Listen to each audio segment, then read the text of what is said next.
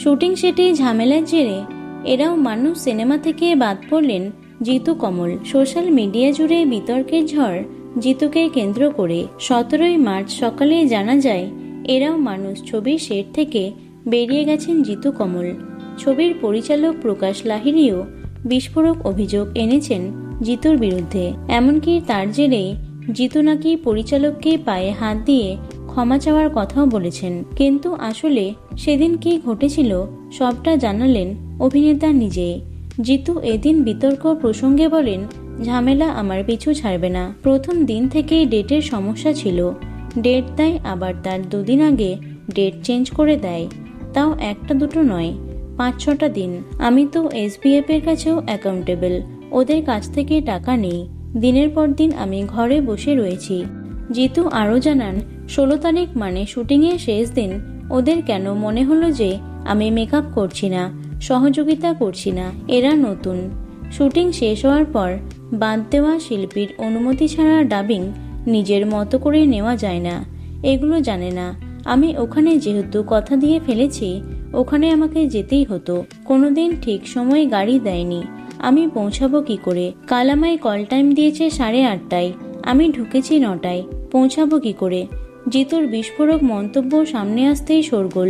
অভিনেতা বলেন, গায়ে হাত দিতে আসা, গালি দেওয়া, এটাকে মানবে? শেষ দিন বলে এটা করা যায়? পায়ে হাত দিয়ে ক্ষমা চাওয়ার কথা বলছে, কিন্তু কেন সেটা তো বলছে না, এমনি বলছে। আমার কাছে একটা ভিডিও ফুটেজ আছে। অমিত তালুকদার পুরনো লোক বলে নিজেকে দাবি করে, যদিও চিনি না।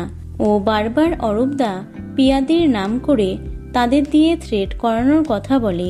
এইগুলো করেছে। আমি যখন হাসপাতালে ভর্তি হই এদের কারণেই হই। পরিচালকের বিরুদ্ধে জিতু পাল্টা অভিযোগ করেন, আমায় সবার সামনে বলেছে, এটা কি হারামের টাকা, মেরে তোমায় ঠান্ডা করে দেব। তোমার গায়ে কেউ হাত দেয়নি বলে তুমি এসব করে বেড়াচ্ছ। আমি ভেবেছি ইয়ার্কি করছে, আমিও বলেছি মারো। দরাম করে দরজাটা আমার হাতের সামনে বন্ধ করে দেন। ছবির পরিচালক আমায় বেরিয়ে যা বলেন, তখন আমি বেরিয়ে আসি, কারণ ওখানে শুটিংয়ের পরিবেশ ছিল না। শেষ দিনে এটা ঘটালো। হয়তো আমি ওদের ফাঁদে পা দিলাম। না বেরিয়ে যদি আমি তর্ক করতাম। জিতুর বিরুদ্ধে অভিযোগ, অভিনেতা নাকি প্রথম দিন থেকে স্পট বয় থেকে শুরু করে ফ্লোরের অনেকের সঙ্গে দুর্ব্যবহার করেছেন। এমনকি তিনি জানিয়েছেন 10 ঘন্টার বেশি শুটিং তিনি করতে পারবেন না, আর যদি করেন 1 ঘন্টার জন্য নাকি 1.5 লাখ টাকা পারিশ্রমিক নেবেন। শুটিং শুরুর কথা বললে অভিনেতা পায়ে হাত দিয়ে ক্ষমা চাইতে বলেন, তারপরেই নাকি তিনি শুটিং ফ্লোর থেকে বেরিয়ে যান। এরপরই নির্মাতাদের তরফে জিতুর সঙ্গে ছবির সমস্ত চুক্তি বাতিল করা হয়েছে বলেই জানা যায়। চিরদিনই তুমি যে আমারের পর ফের বিতর্কে অভিনেতা জিতু কমল। তো বন্ধুরা, এই বিষয়ে তোমাদের কি মতামত অবশ্যই কমেন্টে জানিও। ভিডিওটি লাইক এবং শেয়ার করো। এছাড়াও টলি দুনিয়ার অন্যান্য খবর পেতে চ্যানেলটি অবশ্যই সাবস্ক্রাইব করে রেখো। ধন্যবাদ।